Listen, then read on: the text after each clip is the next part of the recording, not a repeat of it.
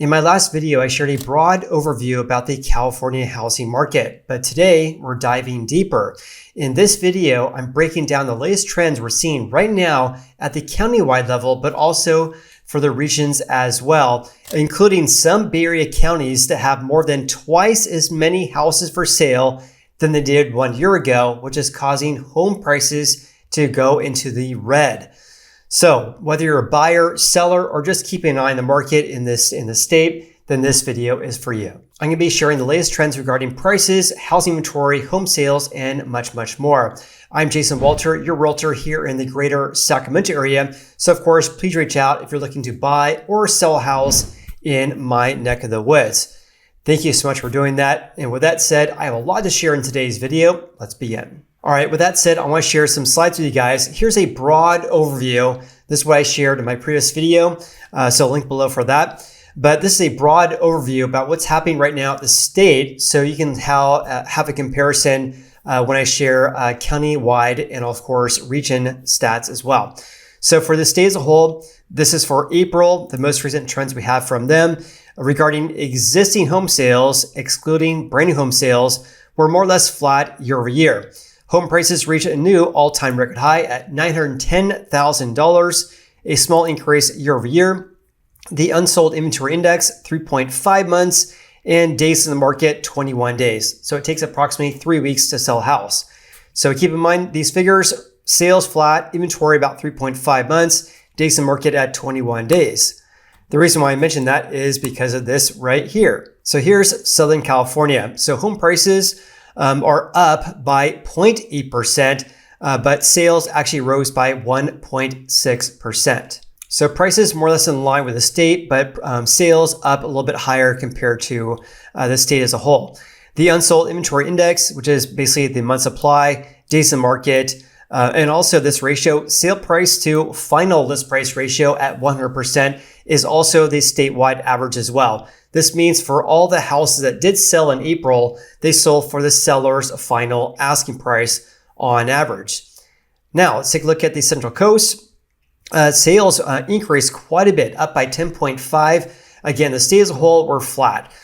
Prices up by 1.2%. And these other metrics below here are more or less in line with the statewide averages. The Central Valley, which of course is where I'm located here in Sacramento, sales rose by 3.4%, higher than the state average, and prices are only up by 0.3%. These other metrics right in line with the state as a whole. Now the Bay Area, totally different though. Look at this. Sales are down 1.4%, and prices based on the median sale price is down by 1.7%. So for the region as a whole, they are negative regarding prices. And I'll have some trends to share regarding that because there's two counties in the Bay Area that have more than twice as many houses for sale than they did back in April of 2024. Now, these metrics below are, in general, historically speaking, they tend to be a lot more competitive compared to other regions. The month supply, days in the market, and this ratio all tend to be much more competitive. So this ratio at 102%, something that I've been talking about on the channel for quite some time, is normal, absolutely normal for agents to list homes for sale for below market value. So go figure, homes on average are selling about 2% over the asking price because the original asking price was already below market value. That's just commonplace because if a home gets listed for sale, let's just say for $1 million, then most buyers who are placing offers and know the market there know that house is going to sell for $1.2 million and not $1 million. So that's just kind of how the Bay Area works. This does not mean that the Bay Area is on fire. It more has to do with the asking price and what has been normal. The far north sales are down 2.8, but prices are up by 4.3. And unlike the Bay Area, the far north, these metrics below tend to be much more softer. So regarding sales, I won't go over this too much in today's video because I went over this in great detail in my previous video, but sales for the state dropped to a 3-month low, and we have been stuck at this low level of sales for quite some time.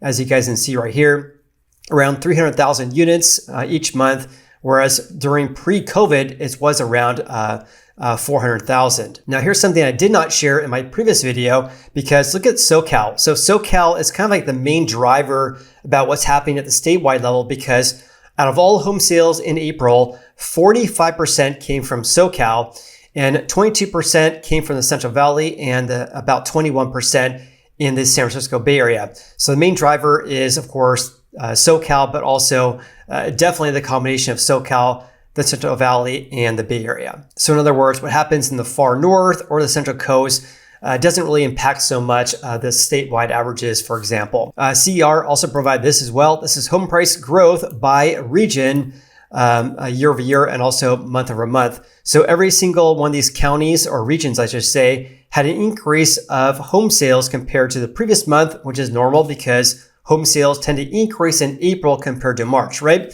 So what I'd like to focus on the year-over-year numbers here. So SoCal saw an increase, but the Bay Area is down. We also saw an increase in the Central Valley, but down in the far north. All right, let's talk about home prices. So home prices for the state as a whole, $910,000, a new all-time record high. The previous all-time record high was set back in May of 2024 at $908,000. Now we're at $910,000. So prices reaching new highs, but I do not expect that to last very long. So for example, the year-over-year change in the growth rate in prices only increased by 0.7%. So we're getting very, very close to being in negative territory for the state as a whole because we're only up by 0.7%. So for example, to start this year, back in January, we were up by 6.3% compared to January of 2024. Now we're barely squeaking out a gain, up by 0.7%. So of course, quite the change compared to the past several months. So we're seeing this deceleration mainly from an increase of housing inventory and from elevated prices and rates. Something I did not mention in my previous video is condo prices. This is kind of interesting because single family houses reach a new all-time record high, yet prices for condos and townhomes actually decreased to a 6-month low. At $670,000 1 year ago, it was at $688,000. I also want to share this as well because for the state as a whole, around 41% of all home sales sold for over the seller's asking price. 1 year ago is at 50%. So the state as a whole, we're at 41%. But here's a look at how each of the counties fared. So for example, in San Francisco, Santa Clara, San Mateo, and Alameda counties, all those counties are selling for over the seller's asking price by over 50%.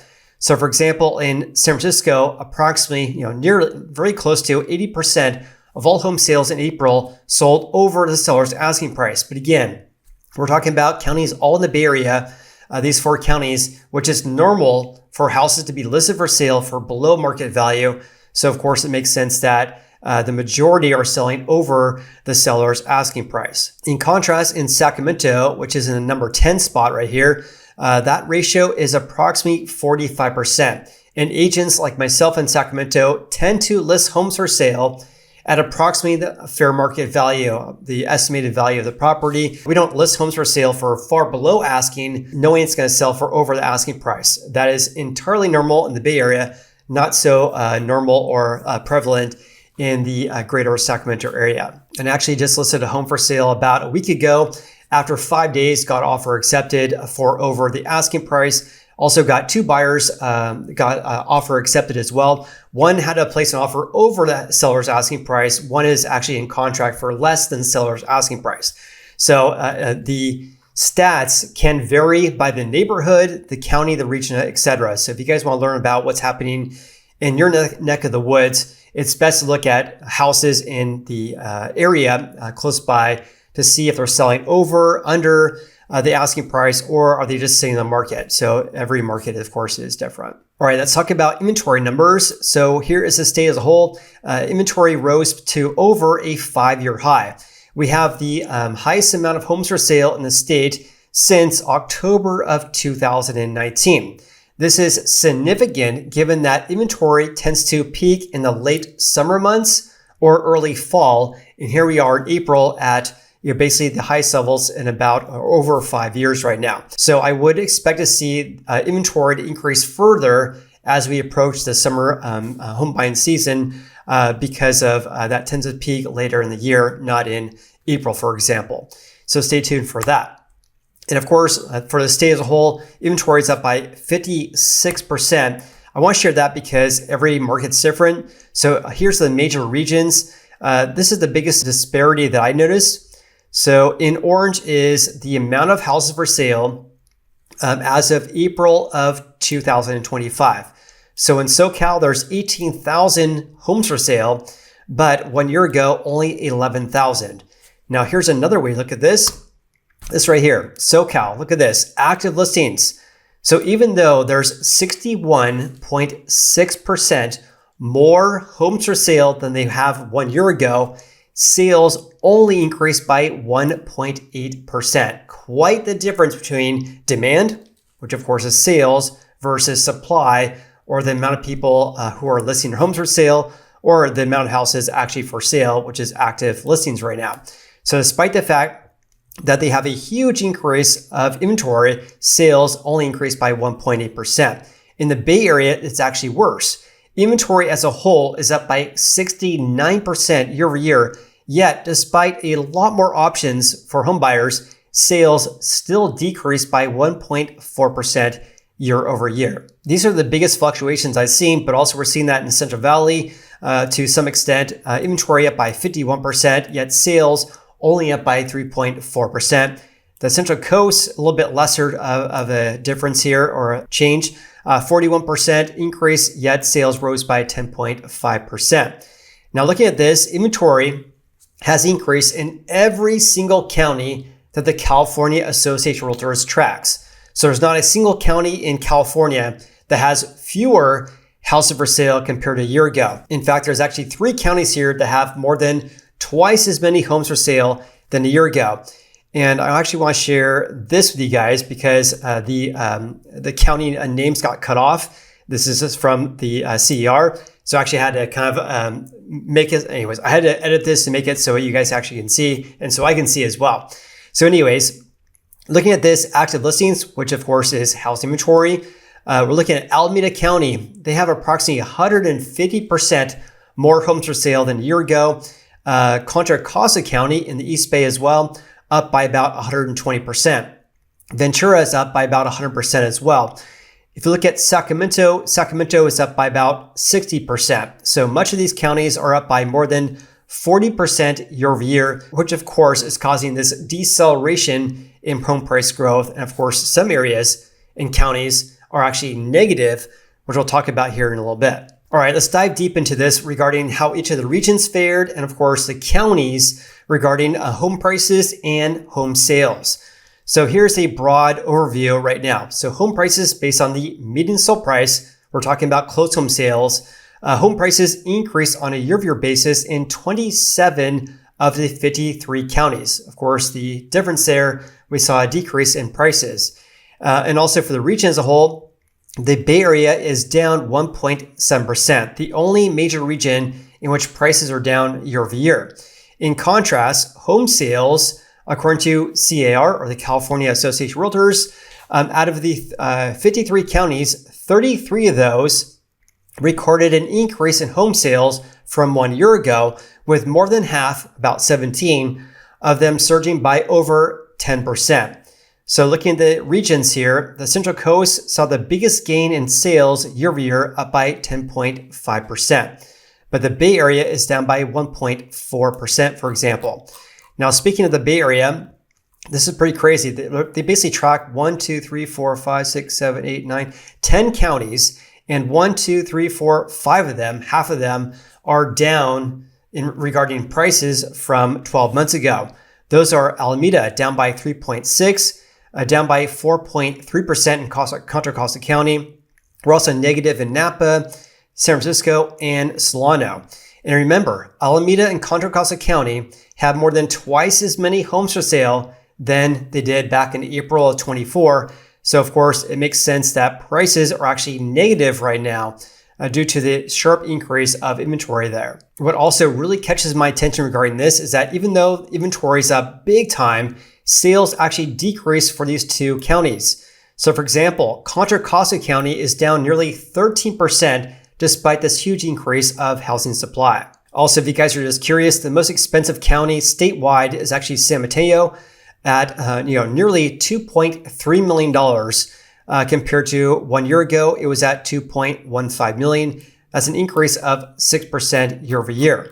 Now in SoCal, it's actually negative in Orange County, San Bernardino County, and San Diego. San Diego is down 3.1%. The median sale price there just over $1 million. But in Orange County, it's at $1.4 million. In contrast, in Imperial County saw a big increase in prices, up by 7.3%. In the Central Coast, of course, I love Monterey. You guys all know that. Carmel, Monterey, absolutely beautiful. Prices there are down 7%, yet sales surged by 28%. Could be due to a mix in sales there. Santa Barbara is up by 10.7%, whereas Santa Cruz saw a decrease down by 10% year over year regarding home price trends right now. In the Central Valley, Fresno, prices are up just a little bit, up by 7.7%, yet sales rose by 16.1%. Merced is a little bit higher regarding sales and prices there. Now, of course, in Placer and Sacramento, Placer County encompasses Roseville, Rockland, which goes all the way up until North Lake Tahoe, prices are actually negative there, down by 1%. Sacramento is more or less flat year over year, up by only 0.3%. Yet sales are up by 6.2%. So in Sacramento, we're at 550,000. Looking at the Bay Area as a whole, we're at $1.4 million. So prices in the Bay Area are about 3 times more expensive than in Sacramento, which is one of the reasons why we are still seeing people moving here due to more affordable conditions compared to the Bay Area, of course. Now, looking at the far north, sales can vary quite a bit on a month-to-month basis and year over year. As you can see right here, Lassen prices rose by 48%, Plumas up by 55%. This is likely due to a mix in sales. This does not mean that if you own a home in Plumas County, that your home value just went up by 55%. We're only talking about closed home sales. So other counties, of course, feel free to pause and screenshot this. El Dorado includes El Dorado Hills, which is just east of Folsom, about 20 minutes east of Sacramento. But this does include South Lake Tahoe. Prices there are down about 11%, and sales are down by 3.2%. I'm curious what's happening there because much of the foothills, for example, are seeing big increases of home insurance rates. So I'm curious if that is kind of impacting these metrics that we're seeing in this table here. In Yuba County, just outside of Sacramento County, prices are flat and also sales are down by 17.4%. With that said, if you guys are interested in buying or selling home in Sacramento, but also my team covers the Bay Area as well, then of course, please reach out. My email address is jason@meetjasonwalter.com. I'll provide my contact information in the video description below as well. If you guys got any value of today's video though, then please hit the like button. Also consider subscribing as well. Have an amazing day. I appreciate you so much, and we'll see you in the next video.